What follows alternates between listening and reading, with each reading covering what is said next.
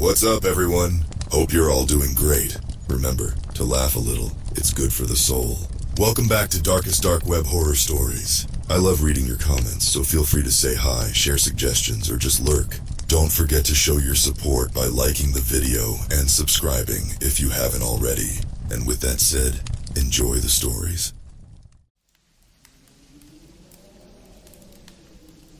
I never should have clicked that link, but curiosity got the better of me, like it always does. Now I'm in way too deep, and I don't know if I'll make it out alive. It started on a boring Tuesday night. I was killing time on Reddit, scrolling through creepy stories and conspiracy theories. That's when I saw it. A post about some crazy shit going down in Salem, Massachusetts. Weird disappearances, people acting nuts, talk of witches. I figured it was just another internet hoax. But then someone in the comments mentioned the dark web. Said there was a hidden forum where you could see it all happening in real time. They dropped a link, daring people to check it out. I should have known better, but I was bored and looking for a thrill. So I fired up my Tor browser and followed that rabbit hole straight to hell. The forum looked ancient, all black background and green text like some 90s hacker movie. But the content was as modern as it gets. Live streams, social media feeds, phone recordings, all showing absolute chaos unfolding in Salem. People were freaking out in the streets, screaming about witches. Mobs were forming, hunting down their neighbors. And in the middle of it all were these creepy masked figures, egging everyone on. I watched for hours, totally horrified but unable to look away. It was like Salem 1692 all over again, but with smartphones and drones. The masked ones called themselves the New Puritans. They claimed to be cleansing Salem of evil, but it was obvious they were the ones pulling all the strings. They had this sick tech that let them hack into people's devices, plant evidence, manipulate video feeds. With a few keystrokes, they could make anyone look like a witch. I told myself it had to be fake. Some viral marketing stunt or something. But deep down, I knew it was real. The fear in people's eyes, the violence. You can't fake that kind of raw emotion. I should have closed the browser and pretended I never saw it. But I couldn't stop watching. I had to know more. So I made an account on the forum, started asking questions. Big mistake. Within minutes, I got a private message. All it said was, "Curious little mouse, aren't you? Don't you know curiosity killed the cat?" My blood ran cold. I slammed my laptop shut and tried to forget about it. But I couldn't shake the feeling I was being watched. The next day, weird stuff started happening. My phone kept glitching out. I'd catch glimpses of hooded figures on the street that vanished when I looked again. Probably just paranoia, I told myself. But I knew better. They were watching me, testing me, seeing if I'd break and tell someone what I saw. But who could I tell? The cops would think I was nuts. My friends would laugh it off. And if I was wrong, if it really was all fake, I'd look like a total idiot. So I kept my mouth shut and tried to act normal. But every night, I'd log back onto that forum, hoping to find proof it was all a hoax. Praying I hadn't stumbled into something way over my head. But with each passing day, things in Salem got worse. And I realized I might be the only one who could stop it. Little did I know I was playing right into their hands. A week after I found the forum, I couldn't take it anymore. I had to do something. So I packed a bag and bought a bus ticket to Salem. Crazy, I know. But I had to see it for myself. The whole ride there, my heart was pounding. What if they knew I was coming? What if this was all a trap? But when I got to Salem, everything seemed normal. Tourists wandering around, gift shops selling witch-themed junk. No mobs, no masked figures, nothing like what I'd seen online. For a second, I felt relief. Maybe it really was all fake. But then I noticed something off. People kept glancing at their phones, looking spooked, hurrying inside and locking their doors. The fear was there, just under the surface. I checked into a cheap motel on the edge of town. As soon as I was alone, I fired up my laptop and logged onto the forum. That's when things got weird. There was a new live stream showing the inside of a motel room. My motel room. I spun around, heart racing. But there was no camera I could see. A message popped up. "Welcome to Salem, Mouse. Ready to play?" I slammed the laptop shut, hands shaking. They knew I was here. Somehow they were watching me. I had to get out of there. But when I tried to leave, my keycard wouldn't work. I was locked in. That's when the TV turned on by itself, showing a masked figure. "Don't be afraid," the figure said, voice distorted. "We've been waiting for you. You wanted to know the truth about Salem. Now you'll get to experience it firsthand." The screen went black. Then my phone lit up with an alert. It was a video of me, doctored to make it look like I was performing some kind of ritual. The caption read, "Witch spotted in Salem. Share this now." I tried to delete it, but it was no use. The video was spreading like wildfire. Within minutes, people were sharing it all over social media, calling for my head. I heard shouting outside. A crowd was gathering, demanding the motel manager open my door. I was trapped like a rat. That's when I got another message. "The witch hunt has begun. Run, little mouse." Suddenly, my door clicked open. It was my one chance to escape. I grabbed my bag and ran for it, pushing past angry people in the hallway. Outside was chaos. Word had spread fast. People were pouring into the streets, looking for the witch. Looking for me. I kept my head down and tried to blend in with the crowd. But it wasn't easy. Everywhere I looked, I saw my face. On phone screens, store TVs, even projected onto buildings. The whole town was out for blood. I ducked into an alley, trying to catch my breath and think, how could this be happening? How did they have so much power? That's when I saw him. A guy in a hoodie watching me from the shadows. When he saw me looking, he waved me over. I knew I shouldn't trust anyone. But I was desperate. So I followed him deeper into the alley. "I know you're not really a witch," he whispered. "I've seen what they can do. Been tracking them for months." "Who are you?" I asked. "Name's Jake. I'm a hacker. Been trying to expose these bastards for a while now. But they're always one step ahead." I didn't know if I could trust him. But I didn't have much choice. "Can you help me?" Jake nodded. "I've got a safe house nearby, but we gotta move fast. They'll find us soon." As we snuck through back streets, Jake filled me in. The new Puritans weren't just in Salem. They had cells all over the country, using social media and deepfakes to start witch hunts, distracting people from the real issues. "But why?" I asked. "Control," Jake said. "Fear. They're reshaping society, one witch hunt at a time." We were almost to the safe house when we heard shouting. The mob had found us, and they were out for blood. Jake and I ran like hell, the angry mob hot on our heels. My lungs burned as we sprinted through Salem's narrow streets. All around us, people were shouting, "Get the witch!" It was like a nightmare come to life. We ducked into an old cemetery, weaving between weathered gravestones. The irony wasn't lost on me. Hiding from a witch hunt in the same place where the original Salem victims were buried. Jake led me to a small mausoleum and pulled out a key. "In here, quick!" he hissed. We slipped inside just as the mob reached the cemetery gates. I held my breath as their flashlights swept past our hiding spot. After what felt like hours, the voices faded into the distance. "That was too close," I whispered, heart still racing. Jake nodded grimly. "They'll be back, but we should be safe here for now." He pulled out a laptop and started typing furiously. "What is this place?" I asked, looking around the cramped stone room. "Old Smuggler's Tunnel," Jake explained. "Goes all the way to the coast. The new Puritans don't know about it yet." As Jake worked, he filled me in on what he'd learned. The new Puritans weren't just some fringe group. They had members in high places, cops, judges, tech companies.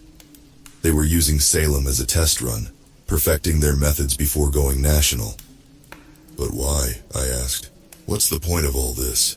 Jake's eyes were hard behind his screen. "Power. Control.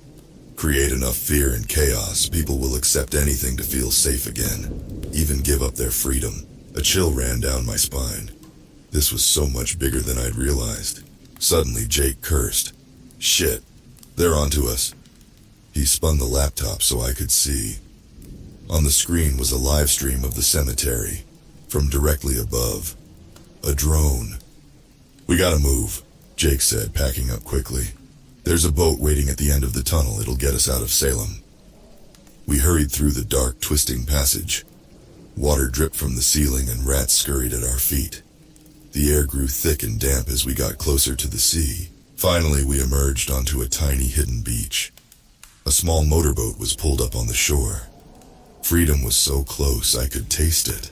But as we ran for the boat, bright lights suddenly flooded the beach. Voices shouted from all around us.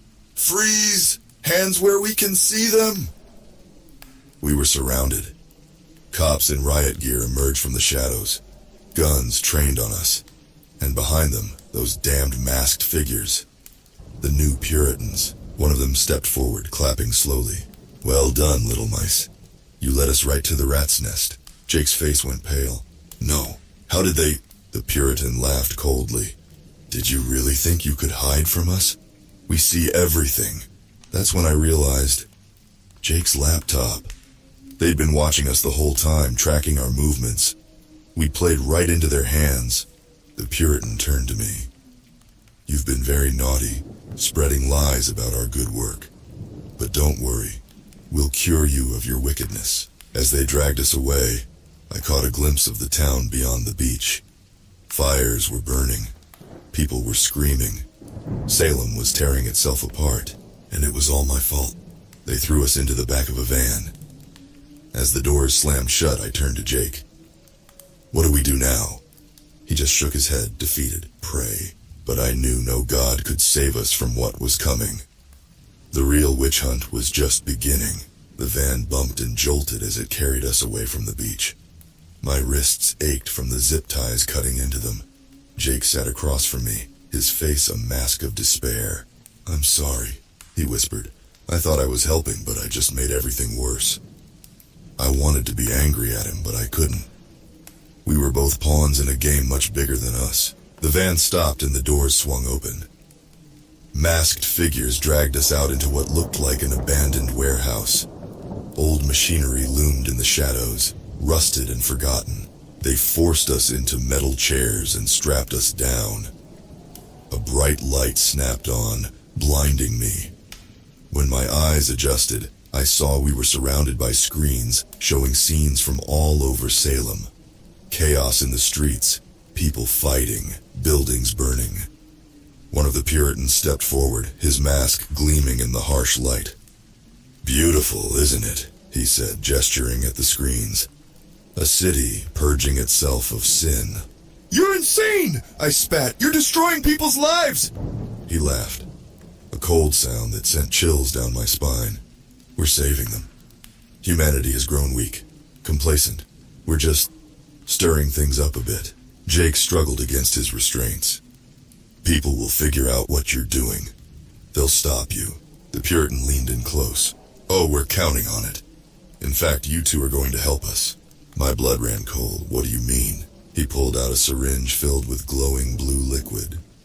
This is our latest creation. A little cocktail that makes people highly suggestible. Perfect for creating witches. I thrashed in my chair, panic rising. No, you can't. But it was too late. The needle plunged into my arm, fire spreading through my veins. The room started to spin. Colors blurred and shifted. The Puritan's voice seemed to come from everywhere at once. You are a witch. You've done terrible things. You need to confess. I tried to resist, to hold on to reality. But the drug was too strong. Memories started to twist, reshape themselves. Had I really done those things? Cast those spells? Hurt those people? No, it wasn't real. I had to hold on. But the voice kept whispering, wearing down my defenses. Confess. Confess, and the pain will stop. I don't know how long it went on. Hours? Days? Time lost all meaning. When I finally came to, I was in a cell. My throat was raw. like I'd been screaming. Jake was in the corner, curled into a ball. "What happened?" I croaked. He looked up, eyes hollow. "They broke us, made us confess to all sorts of things. It's all over the internet now. We're the face of the witch conspiracy." I felt sick. We'd become the very thing we were trying to fight. A screen on the wall flickered to life, showing more scenes from Salem. But it was different now. People weren't just angry. They were terrified, paranoid, turning on each other at the slightest suspicion. The Puritan's voice came over a speaker. "See what you've done? Your confessions were the spark we needed. Now the real fun begins." I sank to the floor, despair washing over me. We were trapped, powerless to stop the madness we'd helped create. But as I watched the chaos unfold, something caught my eye. A familiar face in the crowd. Someone I thought I'd never see again. Maybe, just maybe, there was still hope. The face I saw belonged to my old friend Alex. We'd lost touch years ago when she'd gotten deep into activism and conspiracy theories. I'd thought she was paranoid, but now I realized she might have been onto something. I pointed her out to Jake. "That's our ticket out of here. If anyone can help us, it's Alex." Jake looked skeptical. "How? We're locked in here, remember?" I glanced around the cell, mind racing. That's when I noticed a small vent near the ceiling. It was a long shot, but it might be our only chance. "Give me a boost," I whispered to Jake. He helped me up to the vent. It was tight, but I managed to wiggle the grate loose. As I pulled myself into the dusty shaft, I heard footsteps approaching. "Hurry!" Jake hissed. I reached down to help him up, but it was too late. The cell door burst open and guards rushed in. "Go!" Jake yelled, fighting them off. "Find Alex!" Guilt tore at me as I crawled away, leaving Jake behind. But I knew getting help was our only hope. The vent system was a maze, but I finally found an exit that led to an alley behind the warehouse. The night air hit me like a slap, and for a second I just stood there, dizzy with freedom. But I couldn't waste time. I had to find Alex. I stuck to back streets and shadows, painfully aware of how my face was plastered all over as public enemy number one. The city was even worse up close. Barricades in the streets, buildings tagged with witch warnings, people hurrying along with fear in their eyes. I spotted Alex in the crowd near the old town hall. She was passing out flyers, trying to talk to people, but most hurried past, not wanting to be seen with her. I took a deep breath and approached. "Alex, it's me." She spun around, eyes wide. For a second I thought she might run or scream, but then she grabbed my arm and pulled me into a doorway. "Are you insane?" she hissed. "There are patrols everywhere looking for you." I know, but I need your help. It's worse than you think." I spilled the whole story. The forum, the new Puritans, everything. Alex listened, her face growing grimmer by the second. "I knew something big was happening," she said, "but this is insane." "Will you help us?" I pleaded. Alex hesitated, then nodded. "I've got a network of people who've been resisting the witch hunts. We can hide you, maybe even get you out of the city." Relief flooded through me, but it was short-lived. Suddenly, sirens blared all around us. Emergency alerts pinged on every phone. A voice boomed from loudspeakers. "Attention citizens of Salem. A dangerous witch has escaped. Shelter in place and report any suspicious activity." Alex cursed. "They're locking down the city. We've got to move now." As we ran through chaos-filled streets, I prayed we weren't too late. Not just for me and Jake, but for everyone caught in this madness. The real witches were the ones behind the screens, pulling the strings, and somehow we had to stop them before it was too late. Alex led me through a maze of back alleys and hidden passages. My heart pounded with every siren wail and shout in the distance. We were rats in a maze, and the new Puritans were closing in. Finally, we reached a rundown apartment building. Alex tapped out a complex knock on a battered door. It opened a crack and a voice whispered, "Password." "The truth fears no trial," Alex replied. The door swung open, revealing a cramped room full of computers and anxious faces. This was the resistance, a handful of hackers and truth seekers, fighting a war most people didn't even know was happening. A tall woman with graying hair stepped forward. "I'm Dana. Alex says you've seen the heart of the beast." I nodded, then poured out everything I knew about the new Puritans. As I talked, the room grew quieter, faces paling at the scale of what we were up against. When I finished, Dana let out a long breath. "It's worse than we thought. But you've given us something we desperately needed. Proof." She turned to the others. "We can use this, turn their own game against them." For the next few hours, I watched in awe as the team worked their magic. They dug into the new Puritans' networks, planted evidence, and began to sow seeds of doubt in the public narrative. But we were racing against time. With every passing hour, the city grew more frenzied. The witch hunts were spreading, consuming everything in their path. Suddenly, alarms blared from every computer. "They found us!" someone shouted. Dana grabbed my arm. "We've got to get you out of here. You're too valuable to lose." As chaos erupted around us, she shoved a flash drive into my hand. "Everything we've uncovered is on here. Get it to the media, the feds, anyone who'll listen." Before I could respond, the door exploded inward. Masked figures poured in, guns raised. "Run!" Dana yelled, shoving me toward a hidden exit. I hesitated, not wanting to abandon them. But I knew the information I carried was too important. I fled down a fire escape, the sounds of struggle fading behind me. Guilt and fear warred in my gut as I raced through dark streets. Suddenly a hand grabbed me, yanking me into a doorway. I nearly screamed before I recognized the face. "Jake?" I gasped. "How did you—" He put a finger to his lips, pointing down the street. A patrol of Puritans marched past, searching every shadow. When they were gone, Jake whispered, "I escaped during a transfer.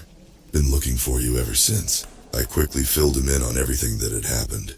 His eyes widened at the flash drive in my hand. "This changes everything," he said. "But how do we get it out? They've locked down all communications." I thought hard, trying to remember everything I'd seen in the Puritans' base. Then it hit me. "The lighthouse," I said. "They were using it as a relay station for their network. If we can get up there, we might be able to broadcast everything." Jake nodded grimly. "It's our best shot, but it'll be heavily guarded." "We have to try," I said. "For Dana and the others, for everyone they've hurt." As we crept through the dying city, I knew we were heading into the lion's den. But for the first time since this nightmare began, I felt a glimmer of hope. The truth was our weapon now, and we were about to light a fire that would burn the new Puritans' world to the ground. The old lighthouse loomed before us, a dark sentinel against the night sky. Searchlights swept the area, and masked guards patrolled the perimeter. Getting in wouldn't be easy. "Any bright ideas?" Jake whispered. I scanned the scene, desperate for a plan. That's when I spotted it. An old drainage pipe running up the side of the building. Risky, but it might work. "Hope you're not afraid of heights," I said. We waited for a gap in the patrols, then made a mad dash for the pipe. My hands shook as I grabbed the rusty metal and started to climb. Every creak and groan made my heart stop, sure we'd be spotted. But somehow, we made it to the top undetected. As Jake worked on picking the lock to the beacon room, I took in the view. The entire city was spread out below us, pockets of fire and chaos visible even from here. It was like looking at the end of the world. The lock clicked open and we slipped inside. Banks of computers and broadcast equipment filled the room. This was it, the heart of the Puritans' operation. Jake got to work, his fingers flying over keyboards. "I'm in," he said after a tense few minutes. "Ready to upload the files?" I pulled out the flash drive, hand trembling. Everything rode on this moment. As soon as I plugged it in, alarms started blaring. They knew we were here. "Hurry," I urged Jake. "Almost there," he muttered, eyes locked on the screen. The door burst open behind us. I spun around to see masked figures rushing in, weapons raised. "Step away from the computers," one of them shouted. Time seemed to slow down. I looked at Jake, still working furiously. At the guards, fingers tightening on triggers. At the upload bar, inching towards completion. In that moment, I made a choice. I lunged at the guards, catching them off guard. We went down in a tangle of limbs. I fought with everything I had, knowing each second I bought could make the difference. Pain exploded in my side. One of them had gotten a shot off. But I held on, refusing to let go. "It's done!" Jake yelled over the chaos. A blinding light filled the room as every screen came to life. The truth was out there now, broadcasting to every device in the city, maybe even beyond. The guards froze, realizing what had happened. In their moment of shock, Jake grabbed me and we ran for the ladder to the roof. We emerged into the cool night air, sirens wailing all around us. But something was different. The city below was waking up. Lights were coming on everywhere as people emerged from their homes, looking up at the sky in wonder. From the roof, we could see it all. The lies unraveling, the spell breaking. The new Puritan's carefully constructed world was crumbling before our eyes. I sank to my knees, the adrenaline fading and the pain setting in. But as Jake helped me up, I couldn't stop smiling. "We did it," I whispered. Jake nodded, tears in his eyes. "Yeah, we did." As dawn broke over Salem, we knew the fight wasn't over. There would be chaos, confusion, maybe even more violence as people came to terms with what had happened. But the truth was out there now. The witch hunt was ending. And maybe, just maybe, we could start to heal. As we made our way down from the lighthouse, I thought about everything that had led me here. One click, one moment of curiosity, had changed everything. I didn't know what came next, but I knew I'd never stop fighting for the truth. No matter how dark the web got, there would always be those brave enough to shine a light. And in the end, that light is stronger than any darkness.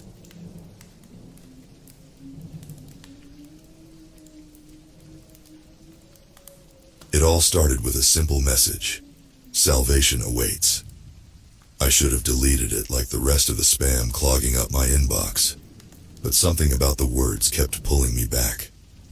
I was on a downward spiral, work sucked, my relationship was falling apart, and the world was a dumpster fire. Maybe I was just looking for something, anything to make sense of it all. I found myself diving into the dark web, following the breadcrumbs the message left behind. It was a maze of hidden forums and encrypted links, each one leading deeper into the rabbit hole. The final click brought me to a place called the Sanctuary. The site was nothing more than a black screen with a single line of text. "Welcome, Seeker. You've found the truth." Before I could even think about backing out, a video started playing. It showed a man, mid-30s, with piercing eyes and a voice that dripped with charisma. He called himself Ezekiel, and he spoke with a conviction that felt almost holy. "We live in a broken world," he said, his voice smooth like honey. "But I have found the path to salvation. I will lead you to a utopia, where pain, suffering, and injustice are things of the past. All you have to do is trust me." I don't know what came over me, but I was hooked. Maybe it was the way he spoke, like he knew exactly what I was going through. Or maybe it was the desperation gnawing at my insides, the longing for something better. Whatever it was, I clicked the link to join. The initiation process was intense. Ezekiel's followers, who called themselves the Chosen, flooded my inbox with messages, each one filled with praises for their leader and testimonies of how their lives had changed. There was an unsettling undercurrent to their words, a kind of blind devotion that made my skin crawl, but I pushed it aside. I wanted what they had. The first real interaction came in the form of a live chat. A dozen usernames filled the screen, but Ezekiel stood out like a beacon. He welcomed me personally, calling me by a name I hadn't used online. It felt like he could see through the screen, straight into my soul. "We're a family here," he said, and I wanted so badly to believe him. But to be part of this family, you have to let go of the old world. The pain, the doubt, the fear, it's all poison. Together we can purge it. The chat exploded with messages of agreement. It was like a wave crashing over me, dragging me under. Before I knew it, I was typing out my own words of commitment, pledging myself to the sanctuary. It didn't take long before things started getting strange. Ezekiel began sending out daily tasks, little things at first. A meditation session here, a journaling exercise there. But the deeper I got, the darker the tasks became. It started with a small cut, just a nick on the arm, a symbol of shedding the old skin. Ezekiel said it was a necessary sacrifice to cleanse the body. I felt sick doing it, but the praise I got afterward from the group was intoxicating. They made me feel like I was part of something bigger than myself, something holy. Then came the night of the first ritual. I was added to a private chat with only a few others, the ones who'd been there the longest. We were instructed to draw symbols on our bodies with our own blood, to open ourselves up to the divine power Ezekiel promised. I hesitated, my hand trembling as I held the blade to my skin. But then Ezekiel's voice came through the screen, soft and reassuring. "Trust me, Seeker. This is the first step toward your salvation." I didn't know it then, but that was the moment I crossed the line. There was no going back. The rituals became a regular thing after that first night. It wasn't long before I found myself logging into the sanctuary every evening, waiting for Ezekiel's next command. It was like he had me on a leash, pulling me deeper into his world with every word he spoke. But it wasn't just me. The chosen were growing in numbers every day. New faces appeared in the chat, each one more eager than the last to prove their loyalty. The energy in the group was electric, a mix of fervor and fear that buzzed in the air like a live wire. Ezekiel started talking more about the new world he was building, a utopia where we would all live in harmony, free from the corruption of society. He said the old world was dying, that we needed to cleanse ourselves to be reborn in his new paradise. It all sounded so beautiful, so perfect. But the price of admission was steep. The tasks became more severe, pushing us further into self-harm and violence. I remember the night Ezekiel ordered us to burn ourselves. It wasn't a full-blown inferno, just a small flame on the palm of our hands. But it was enough to send a shock of pain through my body. I cried out, tears streaming down my face, but the praise from the group was deafening. They called me brave, strong, a true believer. I started to lose track of time. The days blurred together in a haze of pain and devotion. My life outside the sanctuary began to crumble. I stopped going to work, stopped talking to my friends. I didn't need them anymore. I had my new family, and they were all that mattered. But there were moments, in the dead of night when the adrenaline wore off, that I would lay in bed, staring at the ceiling, wondering what the hell I was doing. The rituals left scars, both physical and mental, and the nightmares. God, the nightmares. They were filled with fire and blood, with the screams of the damned echoing in my ears. Yet every time I thought about leaving, about breaking free, I felt this crushing weight in my chest, like I would be lost without Ezekiel and the sanctuary. They had become my whole world. Then one night, Ezekiel made a new decree. It was time to prepare for the purge. He said the world was beyond saving, that the only way to cleanse it was through fire and blood.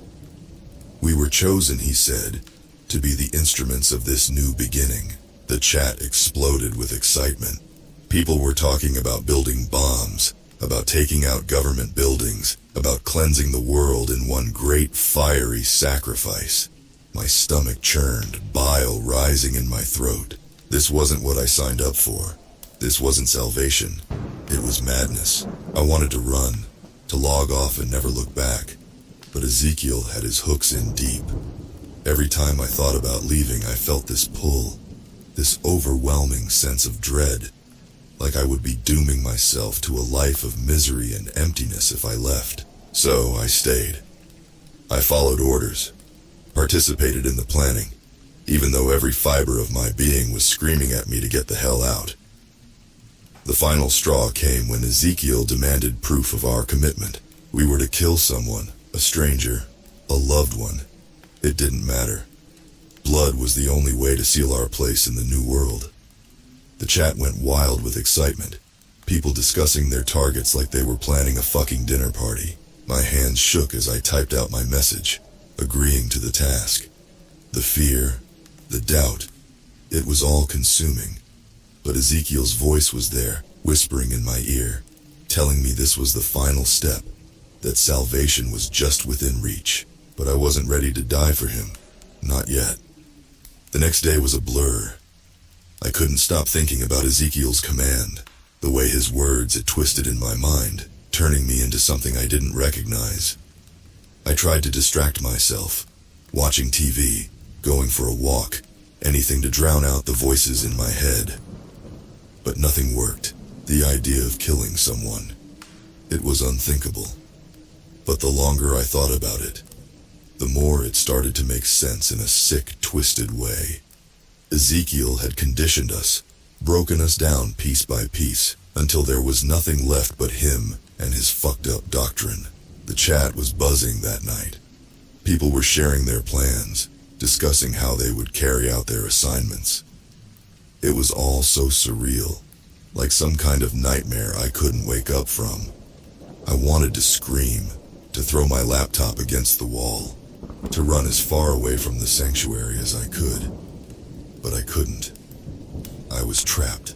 My heart pounded in my chest as I thought about the people in my life, the ones who had stuck by me even as I drifted further into Ezekiel's world.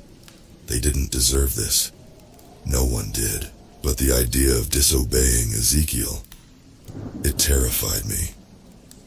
He had a way of making you feel like you were nothing without him, like the world outside the sanctuary was cold and empty, a place where you would be swallowed whole if you dared to leave. The thought of turning against him, of becoming one of the lost, was unbearable. But I couldn't bring myself to do what he asked. I couldn't take a life for some twisted version of salvation. That's when I decided to test the waters, to see if there was any way out. I messaged one of the newer members, someone who hadn't been around long enough to be completely consumed by the cult. I asked them how they felt about Ezekiel's latest decree, trying to gauge if there was even a shred of doubt in their mind. To my surprise, they hesitated before replying. "I don't know," they finally typed. "It feels wrong, but Ezekiel knows what's best for us, right?" I stared at the screen, my heart racing. That tiny crack of uncertainty was all I needed. I pressed on carefully so as not to spook them. "Yeah, but what if? What if he's wrong this time? What if we're going too far?" There was a long pause before they responded. "I've been thinking the same thing. But what can we do? If we disobey, we'll be outcasts, or worse." My stomach twisted. There it was, fear. Not just of Ezekiel, but of the group. Of what they might do if we turned against them. I wasn't alone in my doubt. But that didn't make the situation any less dangerous. I decided to push a little harder. Maybe we could get out, together. My hands trembled as I hit send. It felt like I was crossing a line, stepping into a new territory where betrayal lurked around every corner. But I had to try. I couldn't go through with the kill. I couldn't live with that on my conscience. The response came quicker than I expected. "You really think we could?" "I don't know, man. They watch everything." My breath hitched. I hadn't even considered the possibility that we were being monitored, but of course we were. Ezekiel wasn't about to let his followers slip through his fingers, but I couldn't stop now. I'm serious. We could plan it carefully, find a way to disappear. No more rituals, no more blood. Just freedom. The pause this time felt like an eternity. I could almost hear their thoughts racing, the internal battle between fear and hope. Finally, they replied, "All right, but we need a plan. We can't just leave not without covering our tracks." Relief washed over me, but it was short-lived. We were talking about going up against Ezekiel, against an entire group of people who had been brainwashed into believing they were on the path to salvation. One wrong move and we'd be the ones with targets on our backs. Over the next few days, we began to communicate in coded messages, using phrases that only we understood. It was risky, but we needed to be sure no one else was catching on. We started by sharing information how to cover our digital footprints, where we could go to hide, how to disappear without leaving a trace. But the more we planned, the more paranoid I became. Every time I logged into the chat, I felt like eyes were on me, watching, waiting for me to slip up. The pressure was suffocating, the fear of being caught looming over me like a dark cloud. The others continued to prepare for the purge, their excitement growing with each passing day. The way they talked about it, like it was some kind of divine mission, made my skin crawl. Ezekiel was preparing them for something big, something violent, and there was no way in hell I was sticking around to see it. But just as we were about to put our plan into action, something happened that shook me to my core. One of the members, a guy who had been with the sanctuary for years, disappeared. No warning, no goodbye, just gone. The chat was buzzing with rumors. Some said he'd been caught trying to leave, that Ezekiel had made an example of him. Others claimed he had fulfilled his duty, that he had already completed his final task, but no one really knew for sure. The uncertainty made my blood run cold. If Ezekiel could make someone vanish without a trace, what chance did we have? My resolve wavered, but I knew I couldn't back down now. If I did, I'd be trapped in the sanctuary forever, a pawn in Ezekiel's twisted game. It was now or never. The pressure was getting to all of us. My partner in this silent rebellion, the one who had hesitated just like me, was starting to crack under the weight of it all. I could hear it in their messages, see it in the way they carefully chose their words, always leaving just enough unsaid in case someone else was watching. We needed a distraction, something big enough to divert Ezekiel's attention long enough for us to slip away. But what could we do? How could we outsmart a man who had every angle covered, every contingency planned? That's when the idea hit me. Ezekiel was always preaching about the end of the old world, about how we needed to cleanse ourselves to be worthy of the new one. What if we turned his own teachings against him? What if we gave him a taste of his own medicine? The plan was simple, but risky as hell. We would create chaos from within, planting seeds of doubt among the followers, subtly encouraging them to question Ezekiel's authority. If we could get enough people to start questioning, to start fearing that maybe they weren't as safe as they thought, it might give us the opening we needed. I started with whispers. Quiet suggestions dropped into the chat. Nothing too obvious. Do you ever wonder if Ezekiel is testing us? I asked. Like, what if he's seeing who's really loyal? At first, no one took the bait. They were too far gone, too entrenched in their beliefs. But slowly, cracks began to show. Someone mentioned a dream they'd had, where Ezekiel had betrayed them, and another chimed in, saying they'd been having similar nightmares. It wasn't much, but it was enough to plant a seed. My partner played their part perfectly, chiming in at just the right moments, subtly nudging the conversation in the direction we needed it to go. The tension in the group began to rise, the undercurrent of fear and doubt growing stronger with each passing day. Ezekiel must have sensed it too. His messages became more frequent, more intense, as if he was trying to tighten his grip on us before we slipped through his fingers. He spoke of loyalty, of trust, of the dangers of betrayal. But there was something different in his tone now. Something darker, more desperate. The night before we planned to leave, Ezekiel called for a gathering. It wasn't unusual. He often held these late-night meetings, where he would speak directly to us, filling our heads with his twisted version of salvation. But this time, there was an edge to his voice that made my skin crawl. "I've been watching," he said, his eyes boring into the screen as if he could see each one of us. "And I've seen the doubt creeping in. I've seen the fear taking hold. But let me remind you, my chosen, that there is no place for doubt in the sanctuary. There is no place for fear. His words sent a shiver down my spine.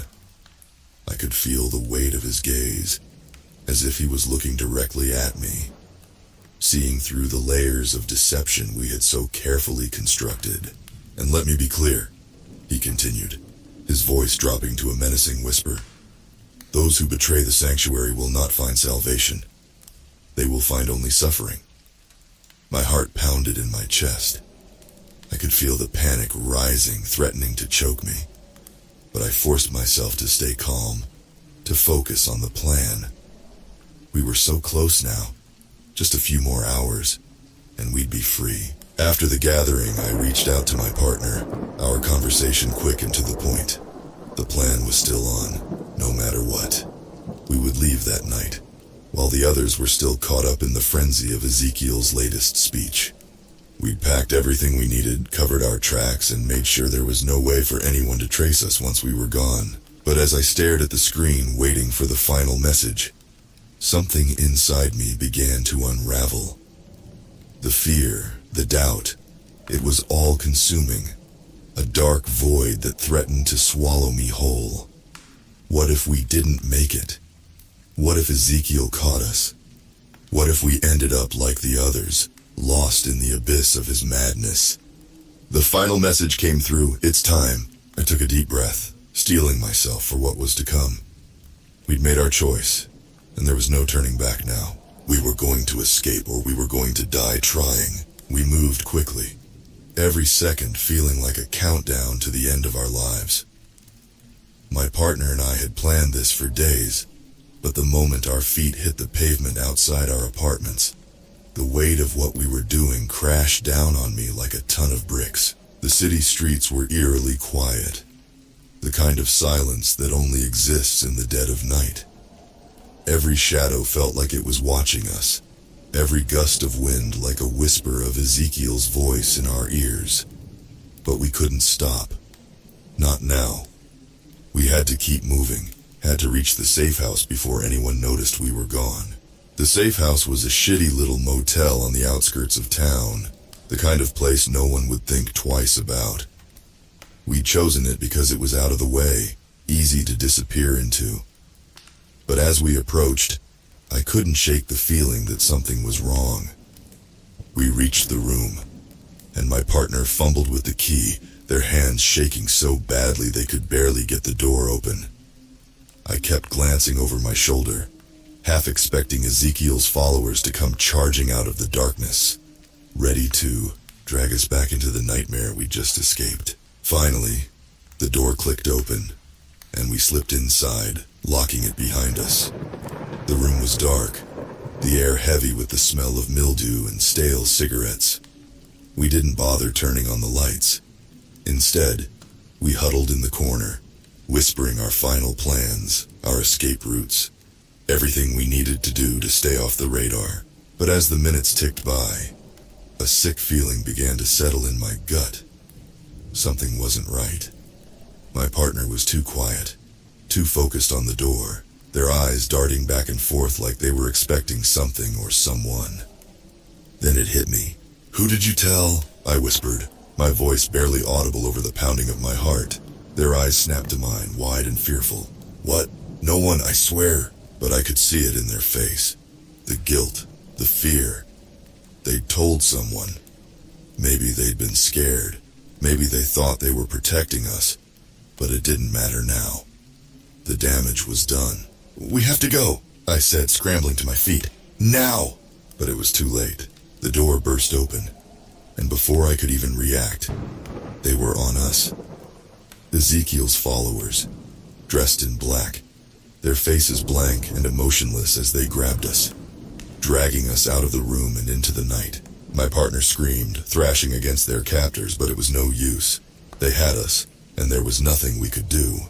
They threw us into a van, slamming the doors shut behind us. The darkness inside was suffocating, the air thick with fear. My partner's screams echoed off the walls, a desperate animalistic sound that made my blood run cold. I struggled against the restraints, but they were too tight, cutting into my wrists and ankles. Panic clawed at my throat as the van started moving, taking us to God knows where. I wanted to scream, to fight, to do anything, but my body wouldn't listen. It was like I was paralyzed, my mind going blank with terror. All I could do was sit there, shaking, waiting for whatever came next. After what felt like an eternity, the van finally came to a stop. The doors were flung open, and harsh light flooded in, blinding me. Rough hands grabbed me, yanking me out of the van and dragging me across cold concrete. I heard my partner's voice, but it was distant, fading in and out as if they were being pulled away from me. We were inside some kind of warehouse, the ceilings high and the walls lined with metal shelves stacked with crates. The air was stale, heavy with the scent of oil and dust. I was thrown to the ground, my body hitting the cold floor with a sickening thud. Pain shot through my side, but I barely registered it. My mind was spinning, trying to make sense of what was happening. Then I saw him. Ezekiel stood in the center of the room, his silhouette dark and menacing against the bright lights. His eyes were fixed on me, cold and empty, like a predator sizing up its prey. He didn't speak, didn't move. He just watched, his presence alone enough to make my skin crawl. "Why?" I choked out, my voice hoarse and broken. He didn't answer right away. Instead, he took a slow, deliberate step toward me, his boots echoing on the concrete floor. I tried to back away, but there was nowhere to go. The walls seemed to close in around me, trapping me in this nightmare. Finally, he spoke, his voice low and calm, like a parent scolding a disobedient child. "Did you really think you could escape me?" I flinched at the sound of his voice, the coldness in it cutting through me like a knife. There was no anger, no rage, just an icy, detached certainty that chilled me to the bone.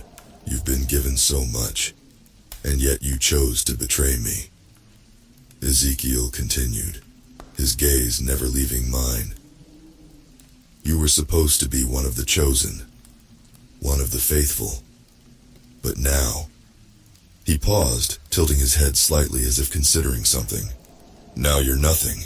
I felt my stomach drop, the weight of his words settling over me like a shroud. He wasn't just angry, he was disappointed, and in some twisted way that was worse. It was like I had failed some crucial test, like I had let him down, but I couldn't let him get inside my head, couldn't let him win. "You're the one who's wrong," I spat, my voice trembling. "This isn't salvation. It's a fucking nightmare." For a moment, something flickered in Ezekiel's eyes, a brief flash of emotion that was gone as quickly as it came. But then he smiled, a cold, mirthless smile that made my blood run cold. "Perhaps," he said softly, almost to himself. "But nightmares have a way of revealing the truth, don't they?" Before I could respond, he nodded to the men behind me. They moved quickly, grabbing me by the arms and hauling me to my feet.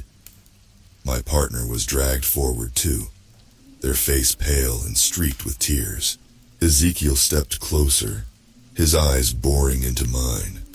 "You wanted to leave so badly, and now you will, but not in the way you hoped." With that, he turned and walked away, his footsteps echoing in the cavernous space. I was shoved forward, forced to follow him, my heart pounding in my chest. They led us through the warehouse, past rows of crates and shelves, until we reached a heavy metal door at the far end. One of the men unlocked it, and the door creaked open, revealing a dark, narrow corridor that seemed to stretch on forever. "This is where the lost go," Ezekiel said, his voice barely above a whisper. "Where the faithless are forgotten." A sense of dread washed over me as they pushed us into the corridor. The walls were close, the air stifling, and the only light came from a single flickering bulb far in the distance. The door slammed shut behind us, plunging us into near total darkness. I heard my partner sobbing softly beside me, their breaths ragged and desperate. My own fear threatened to choke me, but I couldn't let it. Not now. Not when we still had a chance. "We have to move," I whispered, grabbing their hand. "We have to find a way out." But even as I said it, I knew the truth. There was no way out. We were trapped in Ezekiel's labyrinth, and he wasn't going to let us go until he had taken everything from us. The corridor seemed to stretch on forever, twisting and turning in ways that didn't make sense. My partner and I stumbled through the darkness, our hands groping along the cold, damp walls for any sign of an exit. But there was nothing. No doors, no windows, not even a crack in the walls. Just endless darkness. The further we went, the more disoriented I became.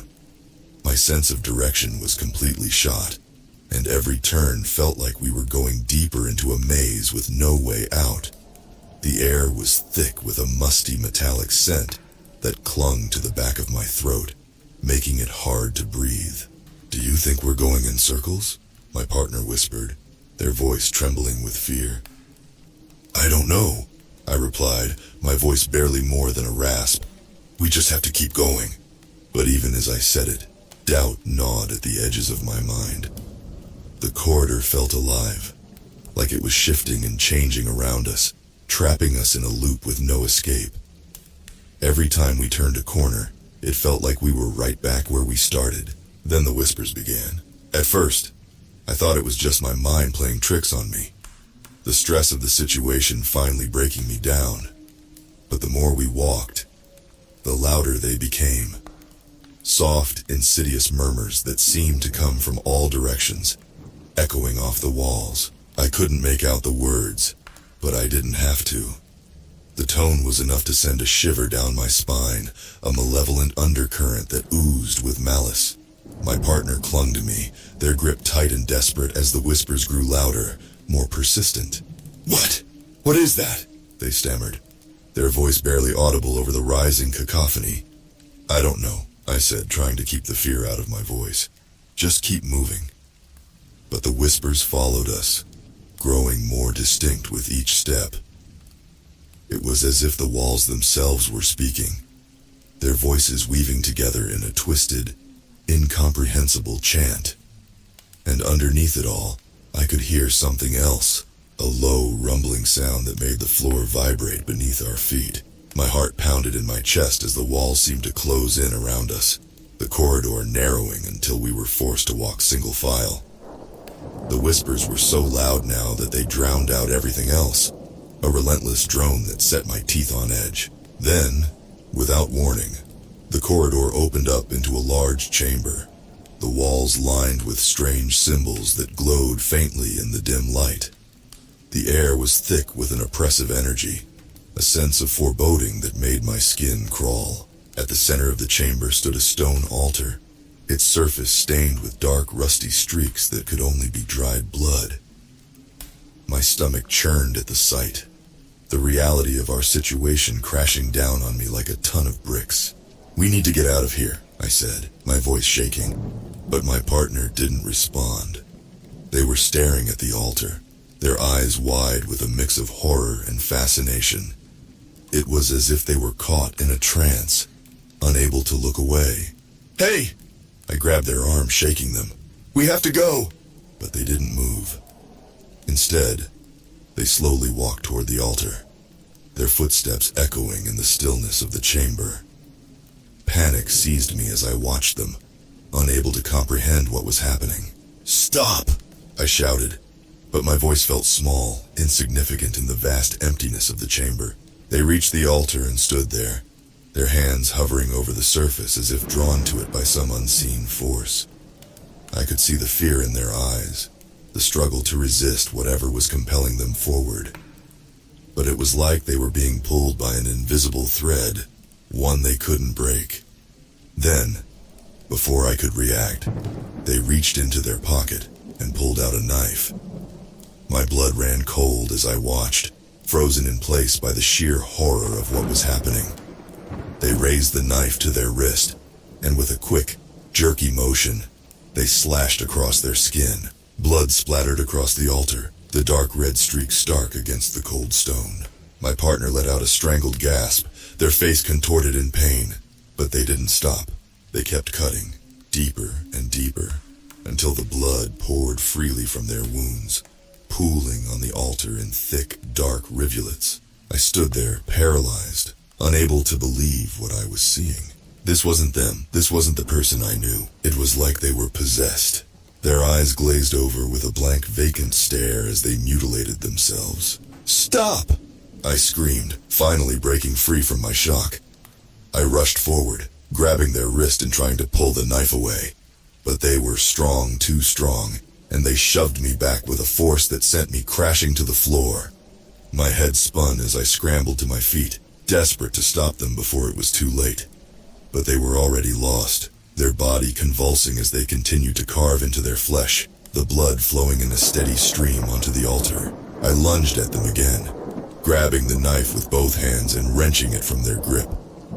They let out a guttural scream, more animal than human, as the blade slipped from their hand and clattered to the floor. But it was too late. The altar began to glow, the symbols on the walls pulsating with a sickly, unnatural light.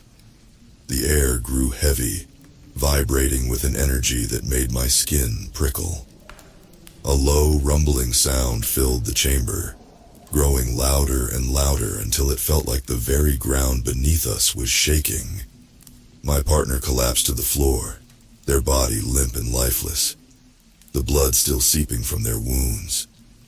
I knelt beside them, my hands trembling as I tried to stop the bleeding, but it was no use.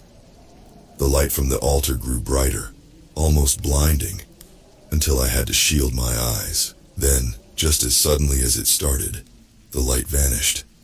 The chamber was plunged into darkness, the oppressive energy lifting like a weight being taken off my chest. I gasped for breath, my ears ringing in the sudden silence.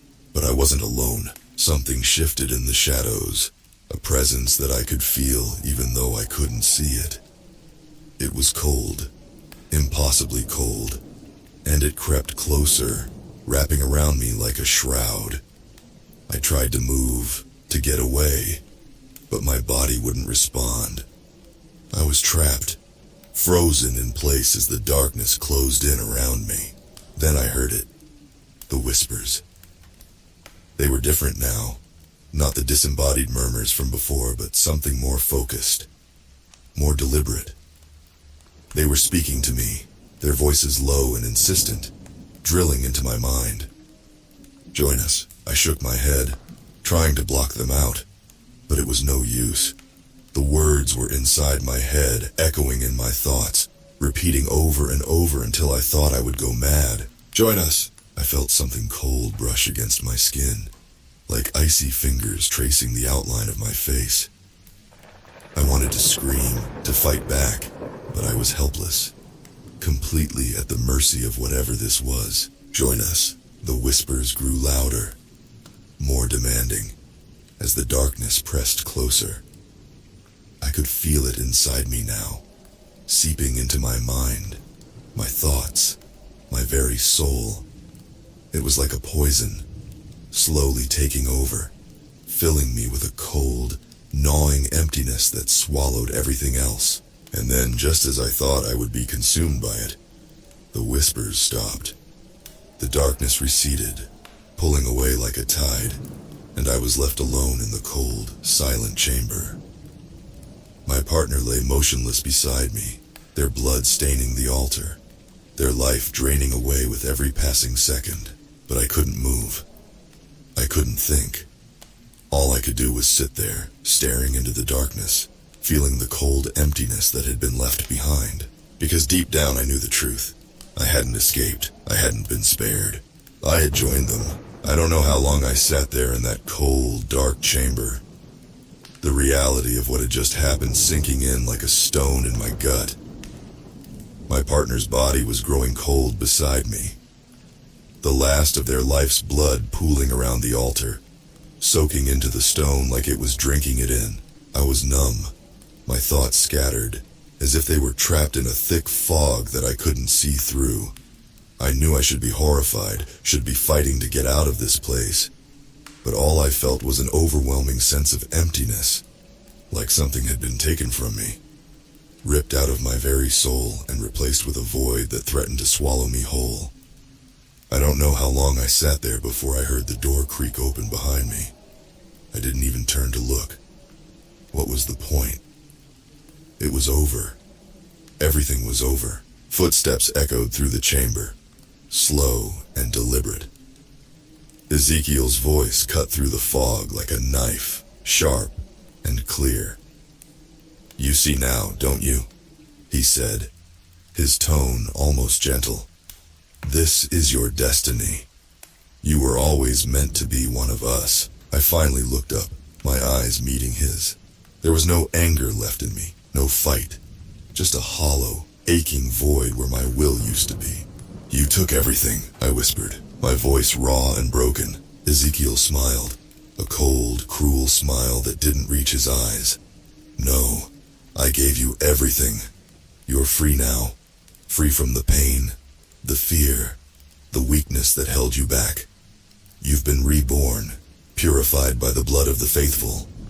I wanted to argue, to tell him he was wrong, but the words wouldn't come. Deep down, I knew he was right.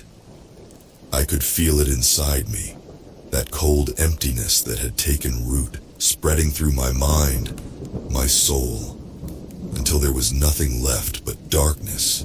I was one of them now. I was part of Ezekiel's twisted family, bound to him by blood and pain, forever trapped in this nightmare.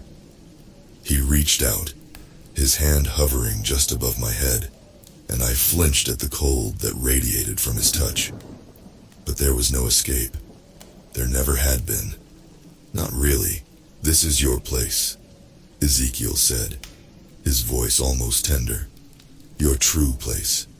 And you will serve me, just as the others have, just as your partner did. Together, we will bring salvation to this world. A new dawn, free from the corruption of the old." Tears welled up in my eyes, but I didn't bother to wipe them away. What was the point? There was no going back, no escape.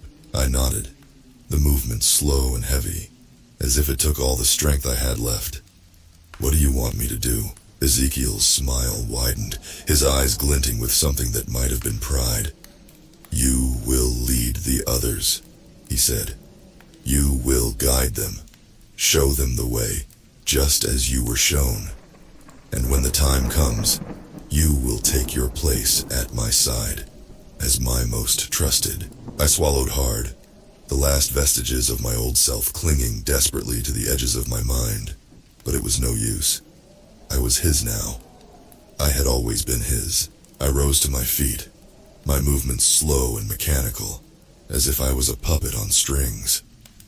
Ezekiel watched me with a satisfied expression, his eyes gleaming with dark promise.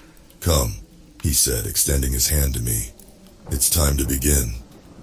I took his hand, the cold seeping into my skin, and followed him out of the chamber, leaving my old life and my partner's body behind. The whispers returned as we walked, softer now, almost soothing, as if they were welcoming me home. As we stepped into the corridor, the darkness closed in around us, the walls seeming to shift and breathe with a life of their own. But this time I didn't feel afraid. This time, I knew where I belonged. Ezekiel led me through the labyrinth, the path winding and twisting in ways that should have confused me, but somehow made perfect sense. We passed others, men and women with the same blank, hollow expressions, their eyes empty of anything resembling humanity. They nodded as we passed, their movements stiff and jerky, like marionettes controlled by an unseen hand. And I knew deep down that I was one of them now. We emerged into a large room, filled with rows of people kneeling on the cold stone floor. They were chanting, their voices low and rhythmic, their eyes fixed on Ezekiel with an almost fanatical devotion. Ezekiel released my hand and stepped forward, raising his arms as if to embrace the entire room. Brothers and sisters, he called out, his voice echoing through the chamber. Today, we welcome a new soul into our fold. One who was lost, but has now found their true purpose. The crowd murmured in approval, their eyes turning to me, their gazes filled with a dark, twisted kind of reverence. I stood there numb, the weight of their expectation pressing down on me like a physical force. Ezekiel turned to me, his smile wide and triumphant. "Speak," he commanded. "Tell them who you are." I opened my mouth, the words forming on my lips without thought, without hesitation. "I am yours," I said, my voice steady and clear. "I am one of the faithful." The crowd erupted into cheers, their voices rising in a cacophony of devotion. And as I stood there, surrounded by the sounds of their worship, I felt a cold, twisted satisfaction settle over me. This was my life now, my purpose, and I would serve it until the end.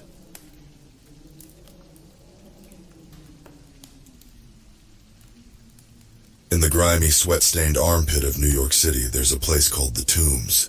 It's a cafe, but not the kind where you take your grandma for tea and scones. This place is for the dregs, the outcasts, the kind of people who communicate in lines of code and spend more time with screens than humans. I'm one of them. I'm a journalist, or at least I used to be. Now I'm just a junkie, hooked on the dark web, chasing the next big story. One day a guy named Weave slid into my DMs. He was a regular at The Tombs, a hacker with a reputation as long as his greasy ponytail. He tipped me off about something brewing in the dark corners of the web. Holocaust revisionism, he called it. A fancy term for denying history, for saying the slaughter of 6 million Jews was just a big fib. I was sickened, but intrigued. I had to dive in. The dark web isn't a place you stumble into. You need a special browser, a strong stomach, and a willingness to leave the safe pastures of Google behind. I fired up Tor, typed in the URL Weave gave me, and stepped into the rabbit hole. The forum was called The Final Solution Revised. Cute, huh? It was filled with threads like hollow hoax exposed and gas chambers. Fact or fiction? I clicked on one, my heart pounding. The posts were a mix of pseudo-intellectual ramblings and outright hate speech. They denied the existence of death camps, called Anne Frank's diary a forgery, and spewed vitriol about Jewish conspiracies. I felt dirty just reading it, but I couldn't look away. I started poking around, asking questions, trying to understand what would drive someone to deny such a well-documented atrocity. The users were eager to educate me, sending me links to blogs and videos filled with more of the same crap. I played along, acting like I was buying into their bullshit. And that's when I got the private message. "You seem open-minded," it said. "Would you like to join our inner circle? We meet in person. We share information, plan, activities." My heart raced. This was it. The story. The scoop. The chance to expose these sickos for what they really were. I typed back, "I'm in." The meeting was set for a rundown bar in Jersey called The Rat's Nest. Fitting, I thought, as I stepped into the dimly lit, smoke-filled dumpster of a place. I spotted the group huddled in the corner, nursing their beers like they were waiting for the apocalypse. There were 5 of them. The ringleader was a beefy guy with a shaved head and a swastika tattoo peeking out from under his collar.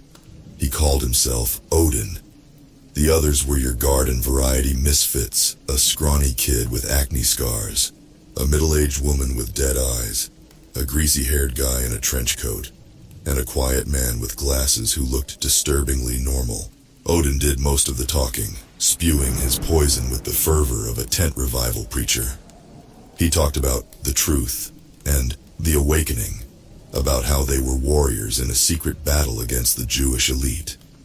The others hung on his every word, nodding like bobbleheads. I played along, trying not to let my revulsion show. They talked about their plans, rallies, propaganda distribution, even a podcast to spread their lies. I listened, taking mental notes, all the while feeling like I needed a shower to wash off the filth of their words. Then, Odin leaned in, his voice dropping to a conspiratorial whisper. "We've got something big in the works," he said. "Something that'll make the world sit up and take notice." I leaned in too, my heart pounding. "What is it?" I asked. He smirked, tapping the side of his nose. "All in good time, new blood. All in good time." The meeting wrapped up, and I left the bar feeling like I'd just stepped out of a sewer. But I had a lead. A taste of something bigger. I just had to keep playing the game. Keep earning their trust. Back home, I fired up my laptop and started digging. I needed to know more about these people, their plans, their big project. I started with Odin, trawling through the dark web for any mention of him. And that's when I found it. A post on a hidden forum, buried deep in the digital muck. "Operation Schlussaction is a go," it said. "The final solution to the Jewish question is within our grasp." My blood ran cold. Schlussaction, the final action.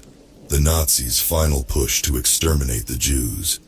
These sick bastards weren't just denying the Holocaust. They were planning to finish what Hitler started. I sat there, staring at the screen. The words, Operation Schlussaction, burning into my retinas. This was bigger than I thought, more dangerous, but I couldn't turn back. Not now. I had to know more. I had to stop them. I started digging deeper into the forum. It was a labyrinth of hate, a maze of twisted ideologies and violent fantasies. There were threads dedicated to weapons, to tactics, to target acquisition. They were planning something big, something horrifying. I found a thread started by Odin, a call to action. He was rallying the troops, talking about striking a blow for the cause.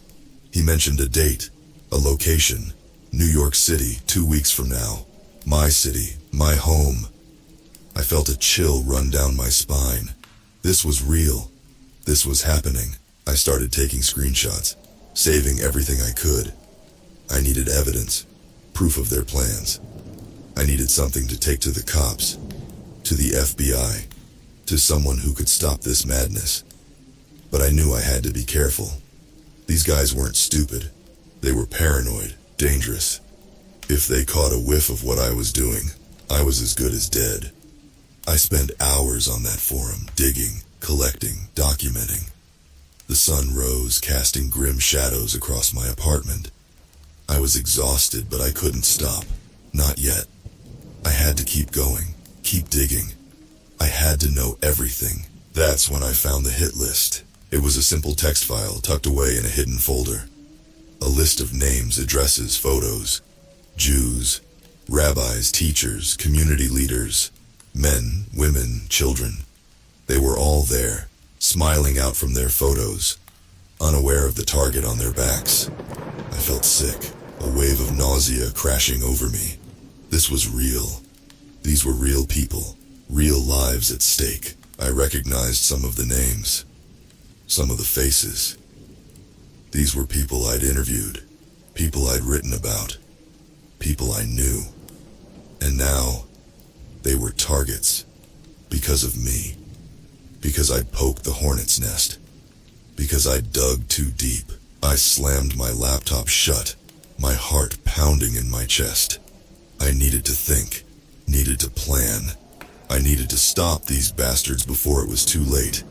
But I couldn't do it alone. I needed help. I needed someone I could trust. I picked up my phone, scrolled through my contacts. There was only one person I could call, one person who would understand, who would believe me. My old editor, Maggie. She was tough, she was smart, and she didn't take shit from anyone. If anyone could help me, it was her. I hit dial, held the phone to my ear. It rang once, twice, 3 times. Then, her voice, gruff and familiar. "What do you want, kid?" I took a deep breath, steadied myself. "Maggie," I said, "I'm in trouble. I need your help." Maggie listened as I spilled my guts, telling her everything. The dark web, the forum, Odin, Operation Schluss action. She didn't interrupt, didn't judge. She just listened, the way she always did. When I was done, she let out a long sigh. "Jesus, kid," she said. "You sure know how to step in it, don't you?" I laughed, a harsh, bitter sound. "Yeah, I guess I do." She was quiet for a moment, thinking. Then she said, "All right, here's what we're gonna do. You're gonna send me everything you've got. Screenshots, links, the works. I'll get it to someone I trust at the FBI. They'll know what to do." I felt a wave of relief wash over me. Maggie had a plan. Maggie would fix this. But then she said something that made my blood run cold. "In the meantime, you need to stay close to them. Keep digging, keep gathering intel. We need to know everything if we're gonna stop this." I swallowed hard, the relief turning to dread in my gut. "Maggie, these guys are dangerous. If they find out what I'm doing..." "They won't," she cut me off. "You're smart, kid. You can handle this. Just keep your head down and your eyes open, okay?" I took a deep breath, steadied myself. "Okay," I said. "I can do this." We hung up, and I got to work. I sent Maggie everything I had, every scrap of evidence, every shred of proof. Then, I took a deep breath and dove back into the forum. I had to keep digging, keep earning their trust. I had to stay close, no matter how much it made my skin crawl. Over the next few days, I became a regular on the forum. I posted, I commented, I played the part of the eager recruit. I even met up with Odin and the others again, sitting in that grimy bar, listening to their hateful rhetoric, nodding along like I agreed. It made me sick, but I had to do it. I had to keep them close. Meanwhile, Maggie was working her magic. She'd gotten in touch with an old friend at the FBI, someone she trusted. They were looking into it, she said. They were taking it seriously. But these things took time, she warned me. I had to be patient. I had to keep my cool. Easier said than done. Every day I woke up with a knot of dread in my stomach. Every night, I went to bed with their hateful words ringing in my ears. I was in deep, too deep, and I wasn't sure I could find my way out. But I had to keep going. I had to keep digging, because if I didn't, who would? If I didn't stop them, who would? Then, one day, Odin sent me a private message. "We're moving up the timeline," it said. "Be ready. It's happening soon." My heart pounded in my chest. This was it. The moment of truth. The point of no return. I had to act fast, had to stop them before it was too late. But how? What could I do? I picked up my phone, dialed Maggie's number. She answered on the first ring. "Kid," she said. "What's up?" "It's happening," I said, my voice shaking. "It's happening soon. We have to stop them, Maggie. We have to stop them now." Maggie sprang into action. She called her contact at the FBI, told them it was go time. They assured her they were on it, that they were moving as fast as they could. But it wasn't fast enough. Not for me. Not for the people on that hit list. I started following Odin, tracking his movements. I staked out his apartment, his work, the bar where we'd met. I was careful, keeping my distance, making sure he didn't spot me. But I had to know what he was planning. Had to know when they were going to strike. Meanwhile, I kept posting on the forum, kept playing the part of the eager recruit. I was walking a tightrope, balancing between two worlds. One wrong step, one slip, and it was all over. But I had to keep going. I had to keep pushing. Then one day, Odin posted something that chilled me to the bone. "The time is now," he wrote. "The final solution is at hand. Be ready, brothers. Tomorrow we strike." Tomorrow. It was happening tomorrow. I felt a wave of panic wash over me. I called Maggie, my voice shaking. "It's tomorrow," I said. "Maggie, it's happening tomorrow." She cursed under her breath. "All right, kid," she said. Listen to me. You need to get out of there. You need to lay low, stay safe. The FBI is on it, okay? They're going to stop this. But I couldn't just sit back and do nothing. Not while lives were on the line. Not while there was still a chance to stop this. Maggie, I can't, I said. I have to do something. I have to try, she sighed, a sound of resignation and worry. All right, kid, she said. But be careful. Don't do anything stupid. Promise me. I promised. But I wasn't sure I could keep that promise. I was in too deep, too invested. I had to stop them, no matter what it took. I spent the night planning, preparing. I gathered everything I could: pepper spray, a taser, a knife. I wasn't a fighter, wasn't a hero, but I was desperate. And desperation can make you do crazy things. The next day I followed Odin. He met up with the others, all of them dressed in black, all of them carrying backpacks filled with God knows what. They split up, each heading in a different direction. I followed Odin, my heart pounding in my chest. He led me to a synagogue, a small, unassuming building tucked away on a quiet street. He slipped inside, his backpack slung over his shoulder. I hesitated, my heart hammering in my chest. This was it, the moment of truth. I took a deep breath, steadied myself. Then I followed him inside. The synagogue was quiet, peaceful. Odin was nowhere to be seen. I crept down the aisle, my eyes scanning the shadows. Then, I heard it. A sound. A muffled cry. It was coming from a room in the back. I moved quickly, quietly, my heart in my throat. I pushed open the door, and what I saw made my blood run cold. Odin was there, a gun in his hand. He was pointing it at a man, a rabbi, his eyes wide with terror. Odin was saying something, spewing his hateful rhetoric, his finger tightening on the trigger. I didn't think. I just acted. I lunged at him, tackling him to the ground. The gun went off, the sound deafening in the small room. I felt a searing pain in my side, but I didn't stop. I couldn't stop. I had to fight, had to keep going. We wrestled, grappling for the gun. Odin was strong, but I was fueled by adrenaline, by desperation. I managed to get the gun away from him, sent it skittering across the floor. Then I heard a sound behind me, a voice shouting, "Freeze!" I turned, saw a swarm of FBI agents pouring into the room, guns drawn. They had Odin pinned, had him surrounded. It was over. It was finally over.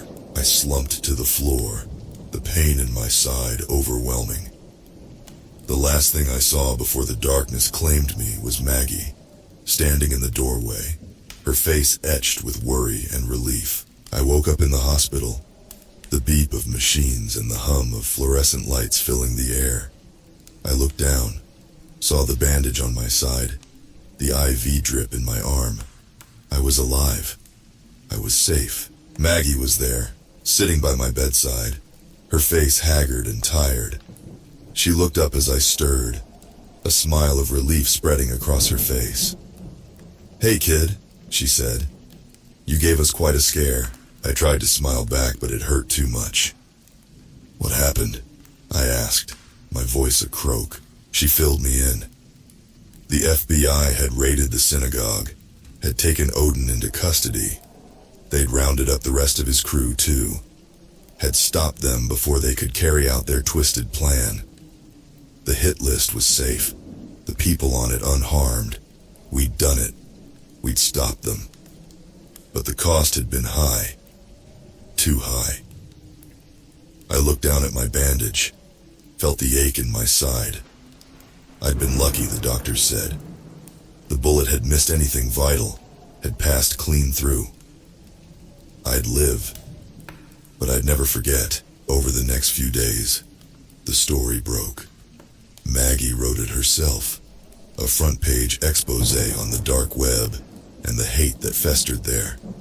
She didn't mention me by name, just called me a brave source, who'd risked everything to stop a tragedy. But I knew who she was talking about. And so did the world.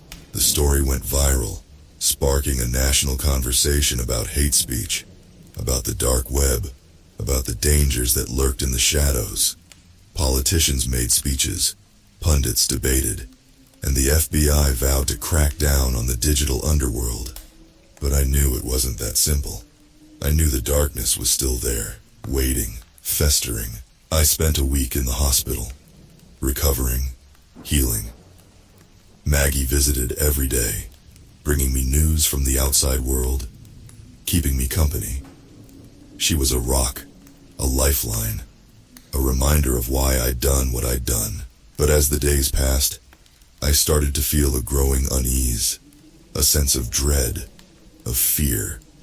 I'd seen the dark heart of the internet, had stared into the abyss, and the abyss had stared back. I knew it was still out there, still waiting, and I knew I couldn't ignore it. On my last day in the hospital, Maggie brought me a gift, a new laptop, a secure line to the dark web. She knew what I was thinking, what I was feeling. She knew I couldn't just walk away, couldn't just pretend it didn't exist. "Be careful, kid," she said, her voice gruff with worry. "Don't let it consume you. Don't let it drag you down." I promised her I wouldn't. But as I opened the laptop, as I stared into the dark heart of the internet, I knew it was a promise I couldn't keep. I was in too deep, too invested. I had to keep fighting, keep shining a light into the darkness, no matter what it cost. I was discharged from the hospital, sent back into the world with a bottle of painkillers and a pat on the back. But I knew the real world was just a facade, a thin veneer over the darkness that lurked beneath. I couldn't unsee what I'd seen, couldn't forget what I'd done. I had to keep fighting. I set up shop in my apartment, my new laptop humming on the table before me. I dove back into the dark web, back into the forums and the chat rooms, back into the heart of the beast. But this time, I was smarter, more careful. I knew the risks, knew the dangers, and I was ready to face them. I started small, tracking hate groups, monitoring their activities, reporting their plans to Maggie and her contact at the FBI. I became a digital vigilante, a silent sentinel in the night. I was careful, always careful, never revealing my true identity, never giving them a chance to strike back. But the dark web is a dangerous place, a twisted maze of lies and deceit. And the more I dug, the more I uncovered, the more I realized that Odin and his crew were just the tip of the iceberg. There were others out there, others who shared their twisted ideologies, their hateful beliefs, and they were organizing, mobilizing, preparing to strike. I spent my days in the shadows, my nights in the glow of my laptop screen. I became a ghost, a phantom, a whisper in the dark. I was alone, but I wasn't lonely. I had a purpose, a mission, a reason to keep going. And then, one day, I found something that chilled me to the bone. A new forum, a new group, a new threat. They called themselves the Storm, and they were planning something big, something catastrophic. They were talking about the Great Replacement, about the Purge, about the final solution. They were talking about genocide. I felt a wave of dread wash over me. This was it. The big one. The fight of my life. I had to stop them, had to expose them, had to bring them down before it was too late. But I couldn't do it alone. I needed help. I needed Maggie. I picked up my phone, dialed her number. She answered on the first ring, her voice gruff and familiar. "What is it, kid?" she asked. "What have you found?" I told her everything about the Storm, about their plans, about the impending catastrophe. She listened, her breath catching in her throat. When I was done, she was silent for a moment, thinking, planning. Then she said, "All right, kid. Here's what we're gonna do. And so, the fight continues. The battle rages on, in the shadows, in the dark corners of the web. It's a fight that never ends, a war that never sleeps. But I'm ready. I'm armed. I'm dangerous. I am the light in the darkness, the voice in the night, the warrior in the shadows. I am the one who stands between the world and the abyss. I am the one who fights the monsters, who stares into the heart of the beast and says, "No more. Not on my watch. Not today." Because someone has to. Because someone must. Because I can. And so, I fight. I fight for the truth, for justice, for the light in the dark.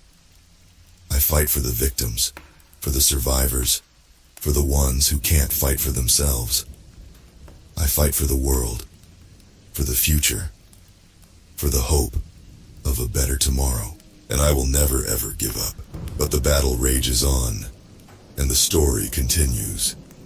Stay tuned for more tales from the dark web, more adventures in the shadows, more fights against the forces of evil. Because the world needs heroes, now more than ever. And I will be one of them. I will stand. I will fight. I will never back down. Until next time, stay safe, stay vigilant, and stay out of the dark. Because the dark is where the monsters live. And I should know. I've seen them face to face. This is MM13 signing off. The fight continues.